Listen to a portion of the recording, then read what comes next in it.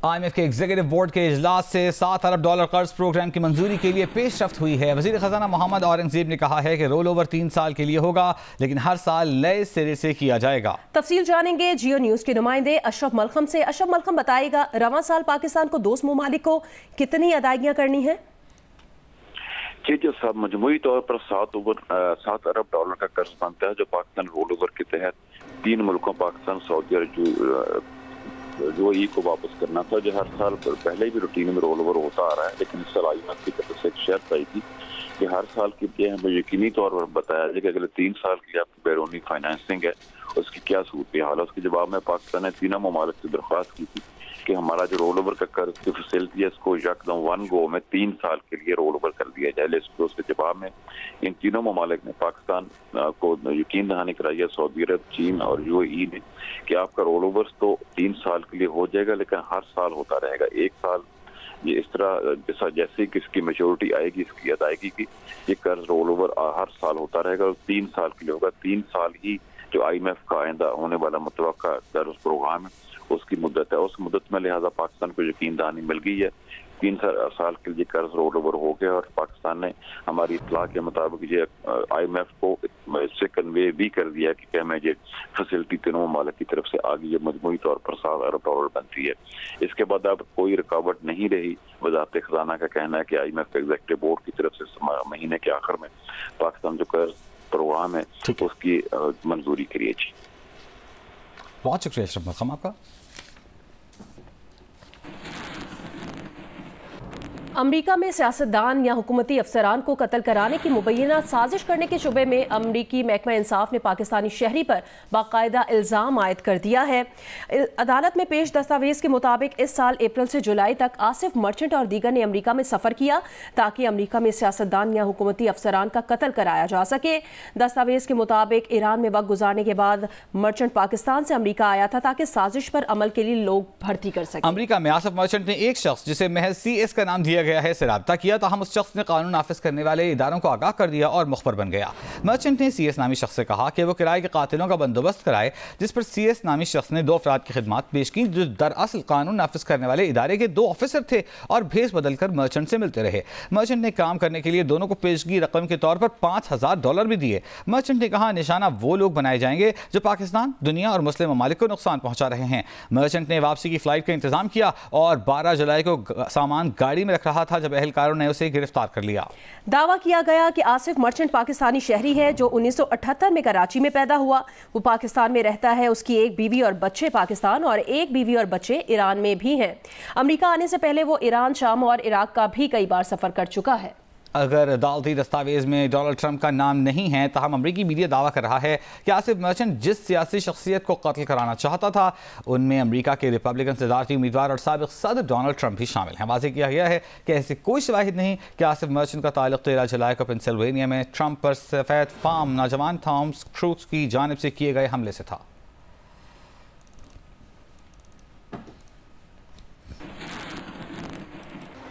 America में Asif merchant की गिरफ्तारी पर तर्जुमान दफ्तर खारजा मुमताज़ ज़हरा बलोच ने कहा है कि मीडिया रिपोर्ट्स देखी हैं, अमरीकी हुकाम के साथ राबिते में हैं, मज़ीद तफसीलात का इंतजार कर रहे हैं। अमरीकी अहदेदारों ने कहा कि मामले की तहकीकात जारी है। बाज़ाब्ता रद्द-ए-अमल देने से पहले आसिफ मर्चेंट की माजी से मुतालिक मालूमात की तौसीक चाहते हैं।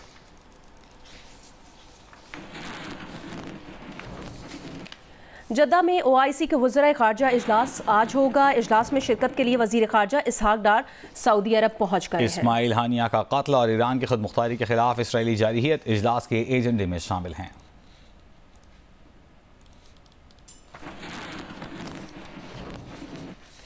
अमरीकी वज़ीर ख़ारजा एंटनी ब्लिंकन ने कहा है कि हमने ईरान और इसराइल से बराह रास्त बातचीत की है कि किसी को भी मशरिक़ वस्ता में तनाज़ात को नहीं बढ़ाना चाहिए। मज़ीद हमले तनाज़ात, अदम इस्तेहकाम और अदम तहफ़्फ़ुज़ को जन्म देंगे। गज़ा के यरगमालियों के मुज़ाकरात आखिरी मरहले पर पहुँच चुके हैं। ये अहम है कि फ़रीक़ैन मुआहदे को जल्द अज जल्द हतमी शक्ल देने के लिए काम कर रहे हैं। जंग बंदी के लिए हमास रहनुमा याहिया बुनियादी फैसला साज रहे हैं और अब भी हैं। बांग्लादेश में हसीना वाजिद का तख्ता उलटने के बाद तलबा तहरीक एक और मुतालबा मनवाने में कामयाब हो गई है। ईवान सदर में मुशावरती इजलास के बाद डॉक्टर मोहम्मद यूनुस को अबूरी हुकूमत का चीफ एडवाइजर बनाने का फैसला कर लिया गया। इजलास में बांग्लादेशी तलबा तहरीक के रहनुमाओं ने समेत तीनों अफवाज के सरबराहान ने शिरकत की। हसीना वाजिद के भारत फरार के बाद बांग्लादेश की पार्लियामेंट तोड़ दी गई।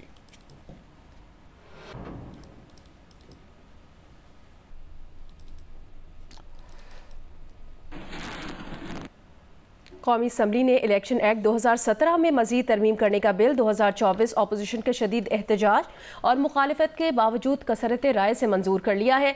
4 दीगर बिल मुतालिका कमेटियों को भिजवा दिए गए हैं। मंगल को होने वाले कौमी असम्बली के इजलास में रुकने असम्बली अजहर खियानी ने इलेक्शन एक्ट 2017 में दूसरी तरमीम करने का बिल 2024 पेश किया। अपोजिशन ने इस बिल की मुखालिफत की और इलेक्शन तरमीमी बिल के खिलाफ ऐवान में हंगामा आराई शुरू कर दी। अपोजिशन ने स्पीकर कौमी असम्बली के राइस का घेराव किया। जमहूरियत पर हमला नामंजूर, काला कानून नामंजूर, सुप्रीम कोर्ट पर हमला नामंजूर और दीगर नारे लगाने शुरू कर दिए। स्पीकर ने रुकने कौमी असम्बली अली मोहम्मद खान और साहिबजादा सिबगतुल्लाह को तरामीम पेश करने की हिदायत की, तो वफाकी वज़ीर बराए पार्लिमानी उमूर आज़म नज़ीर तारड़ ने सुन्नी इत्तेहाद काउंसिल के अरकान की तरामीम की मुखालिफत कर दी। अली मोहम्मद खान ने कहा कि ये तरमीम सुप्रीम कोर्ट के फैसले पर हमला है। साहिबजादा सिबगतुल्लाह ने कहा कि ये बिल आइन और सुप्रीम कोर्ट पर हमला है। बिल कायमा कमेटी में अक्सरियत की बुनियाद पर बुलडोज करने के लिए करके मंजूर किया गया, इसे दोबारा कायमा कमेटी को भेजा जाए। स्पीकर कौमी असम्बली ने अली मोहम्मद खान और साहिबजादा सिबगतुल्लाह की तरमीम पर राय लेकर तरामीम मुस्तरद कर दी, जिसके बाद शोर शराबे में बिल मंजूर कर लिया गया।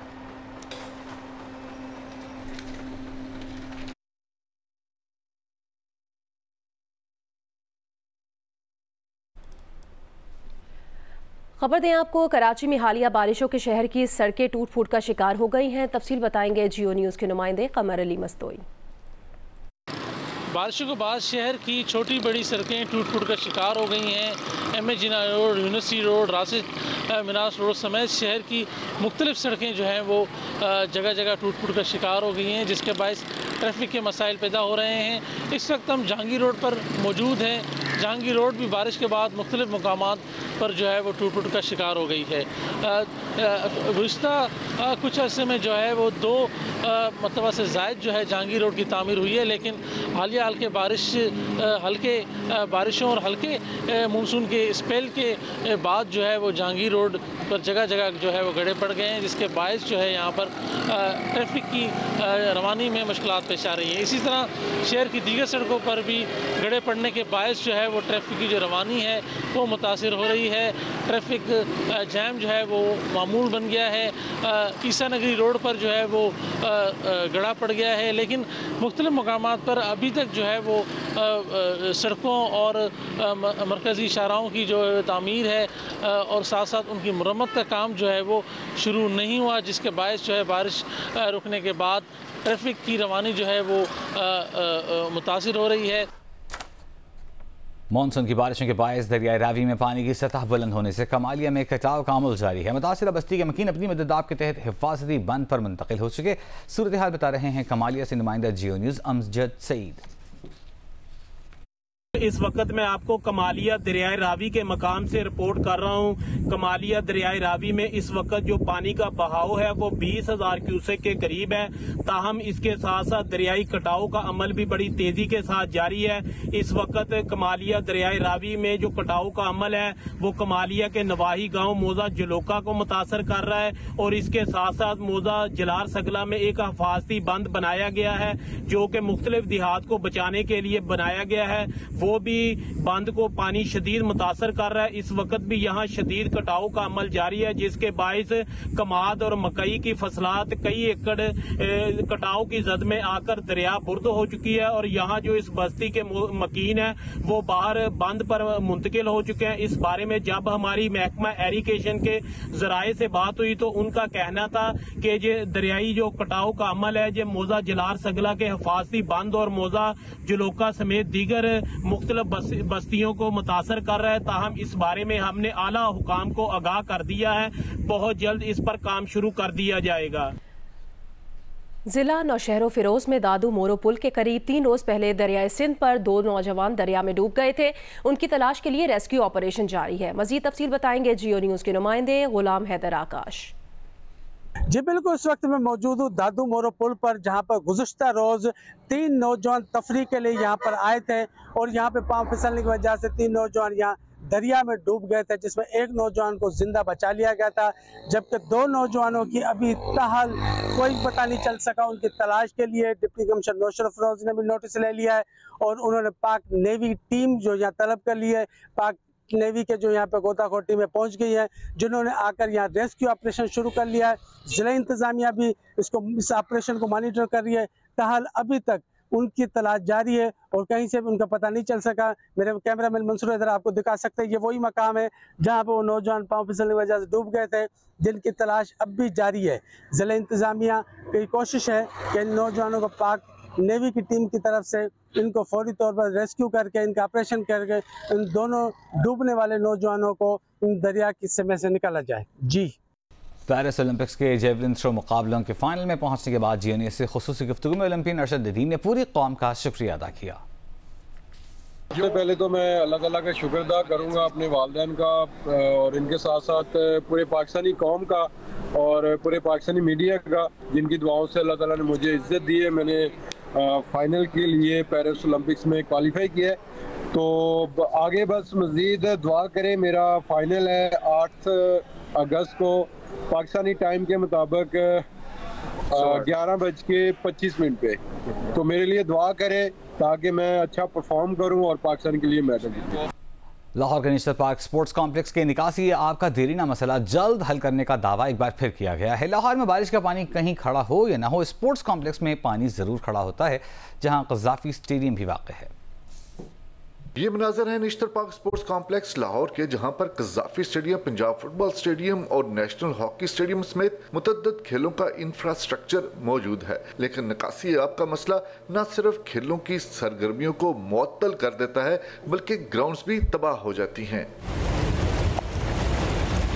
खिलाड़ियों को पानी से गुजरकर इंडोर जिम्नाजियम की तरफ जाना पड़ता है। खिलाड़ियों का मुतालबा है कि नेशनल पार्क स्पोर्ट्स कॉम्प्लेक्स की सहूलियात में इजाफा होना चाहिए ताकि खिलाड़ियों को मसाइल का सामना ना हो। बारिश की वजह से काफ़ी मेजर इशू बना हुआ है, बस इसके लिए यही जो सजेशन है कि इसको क्लियर किया जाए। हम आ नहीं सकेंगे अगर अंदर हमारे ट्रायल्स हो रहे हैं, बाहर इतना पानी खड़ा, कभी भी प्लेयर नहीं आएगा, वो कैसे अपने आप को मनवाएगा कि मैं खेल सकता हूँ, मैं कुछ कर सकता हूँ। ये तो गवर्नमेंट का काम है ना कि सड़कों वगैरह का ठीक करना, या मतलब जो पानी का उनका सीवरेज सिस्टम है उसको ठीक किया जाए। स्पोर्ट्स बोर्ड पंजाब ने वासा लाहौर के साथ मिलकर 95 करोड़ रुपए की लागत से ज़ेरे ज़मीन वाटर टैंक बनाने के मंसूबे का ऐलान किया है।